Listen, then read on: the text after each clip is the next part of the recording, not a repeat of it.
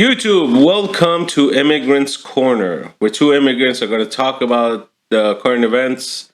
We're going to talk about history. We're going to talk about everything else that's not offensive. And we're going to make it fun. We're going to laugh. Be offensive. Yeah, we don't know. We're going to try. If it's not offensive, that means it's not important. All right. So we're going to make it fun. This is our first episode. We're going to talk about the debate that happened last night between Joe Biden and Donald Trump, our current president. That was a heavyweight debate. Yes. I was, you know what? I was not disappointed, but I was, because a lot of topics were not discussed. I was actually very surprised that the moderator actually kept her cool. She was not in attack mode. She actually helped Biden, but not as much as the previous, obviously. Not as obvious as... She was pretty good. She gave both sides enough time to respond.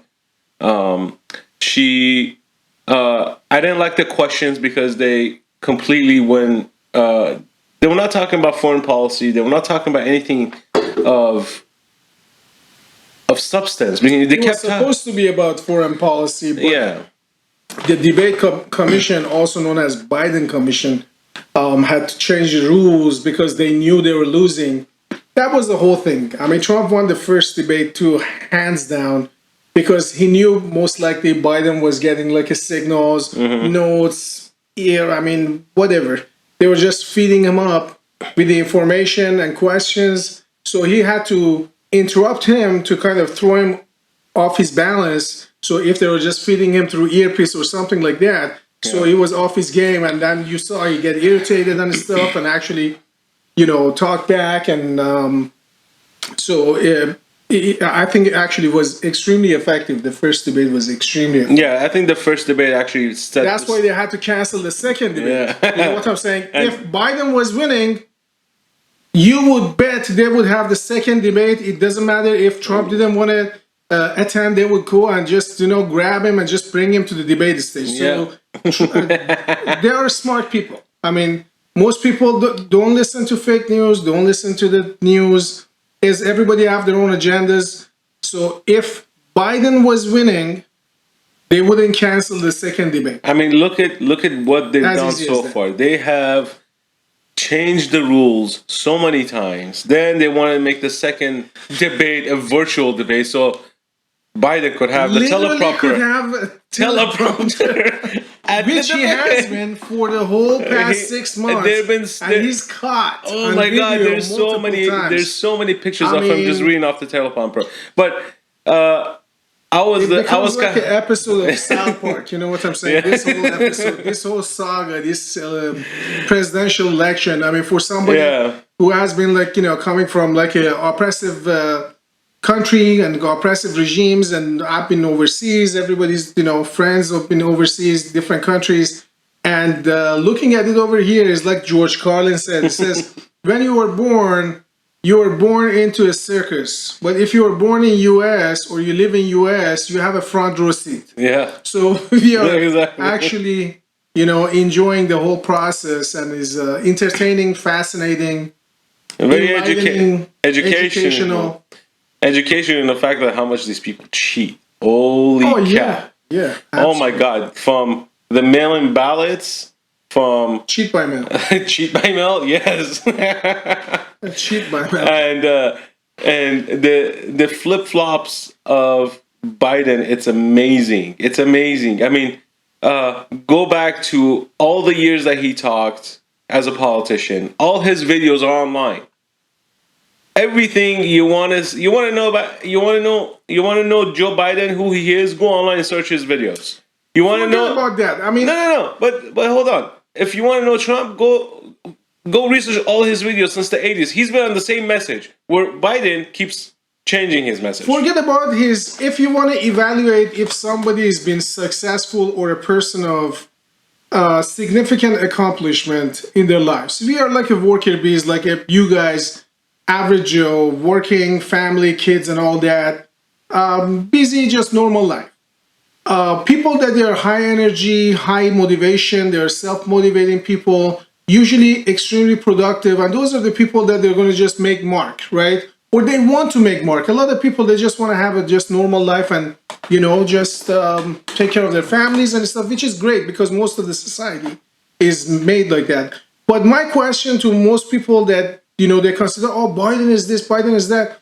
What is his accomplishment in 47 years in politics? Zero. If I ask you, have you heard of Thomas Edison? At least everybody knows about the light bulb. I mean, he invented literally hundreds of different inventions, from the voice recorder and gramophone and all that stuff. But at least, doesn't matter if you have lived under the rock. His legacy is the light bulb. You know that he invented light bulb. It doesn't matter if somebody else was close. He invented it. He made it. All that. If you talk even new inventors or people of significance, right? You to get Steve Jobs. Okay. Apple. Bill Gates, Microsoft. Something significant that made a mark. If you ask about Joe Biden, for the love of God, what this guy has been accomplished, except his dirty sax thing hanging out and just swinging it, Let's keep it clean. I'm just saying is that has zero accomplishment. Nothing of significant in the field that he was supposed to be the elite long-term senator. You would think like he would have his biggest accomplishment, 1994 crime bill.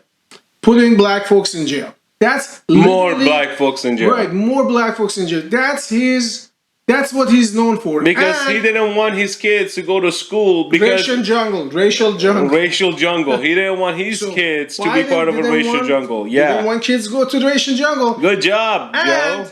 Nobody brings it up, which to me is most importantly, he was the head of the judiciary when they tried to destroy and ruin the life of one of the only few black Supreme Court justices, Clarence Thomas. He was the head henchman, and he trying called to drill him out. And exactly, it wasn't Justice Clarence Thomas called him out, and he said, "This is modern day lynching."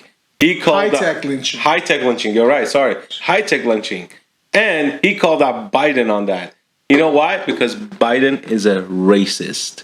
He is deep to his bones racist. He does not like black people. He only likes them for votes. That's it. He has not helped them. He has not...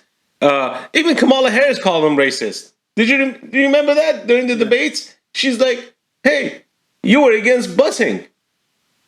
Yeah, I mean, to be honest, for a long time... And she's a VP for him? What the heck? For a long time, as somebody who came here with nothing and just trying to make it, good life and, achieve whatever I can achieve, like in personal level, I could see, okay, people, they come over here, start a business and stuff. So I didn't believe in systemic racism and stuff. It never occurred to me because I said, okay, it's more of a prejudice system than racist. Right, but I'm just saying it's just it. I didn't buy into it, but at this point, I have to admit that I have come around. I do think that there is systemic racism, but unfortunately is done by Democrat Party and big cities, people in charge of big cities, and that's where the majority of black folks and minority folks live, in big cities and minority neighborhoods. And a system is created to use them as tool to keep vacuuming this federal money, and the money never spent to actually improve the life of those people in those communities. It's just vacuuming more federal money, more taxpayers' money, billions of dollars. For example, in Baltimore, they got like a couple years ago, $18 billion from Trump administrations to improve the city. But it never improves. It has only declined. Yep. And if they fix it, then obviously it's going to be no gravy more, to get. So pretty much they just, that's their excuse to keep, we have this, minority neighborhood, we need money, and this is racism and all that, so just keep getting money. Yeah. But only you would always have, let's say Chicago, you get downtown Chicago, nice and fancy, yeah. But Southside Chicago, which I lived in that area, never improved. Yeah. So, going back to the debates, what happened towards the end, where Trump talked about his Hunter Biden's laptop? Okay, what did it say? Laptop It's from a hell. it's The a laptop Russian from misinformation.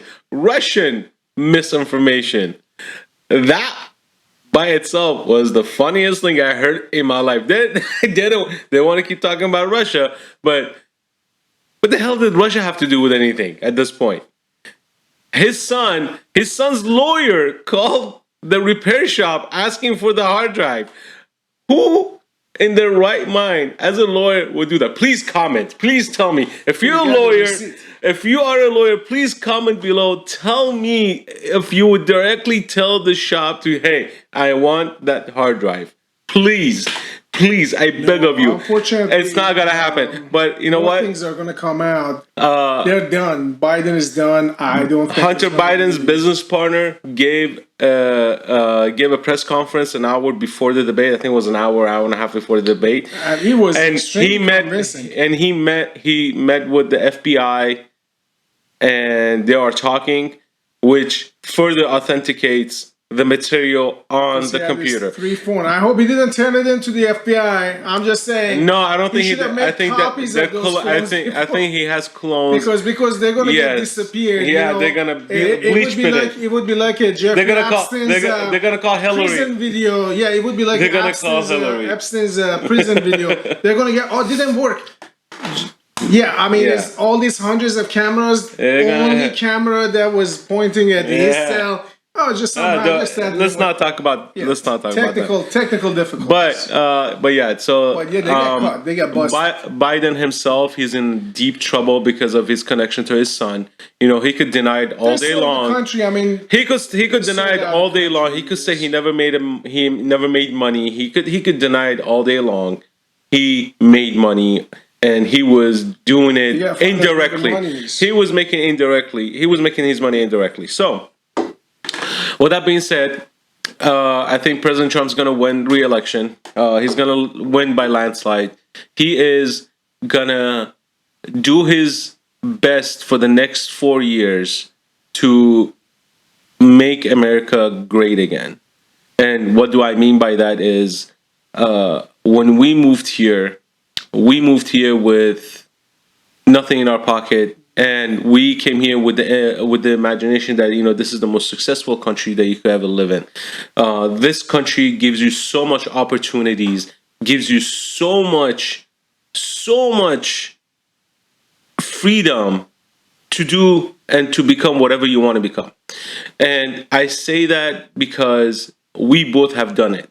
We both migrated here. This is why we call this channel Immigrants Corner, is because we both migrated to the United States. We both worked hard. We both collected as much information as we can. We did not take anything for granted.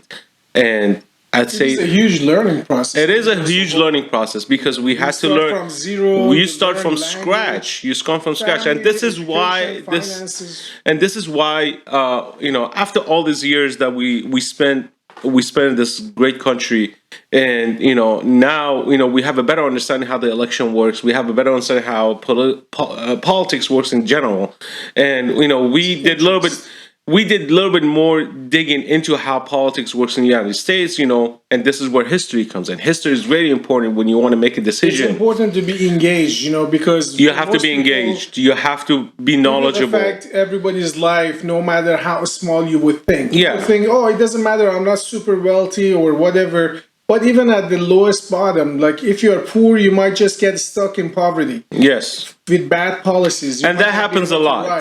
If you're middle class, you might just lose a few $1,000s that you could use otherwise to invest in something, or have good time with your family, or just, you know, invest or spend the money the way that you see fit on your family. But so all the what I'm trying to say, this is the land of opportunities, okay? Everyone, even the ones who are born here, even the ones who migrate here, they have the same opportunities. One could have a little bit more, one could have a little bit less. But it's you as an individual can make that decision. If you want to succeed in life, or you are comfortable where you're at, you're just going to continue living your life the way it is.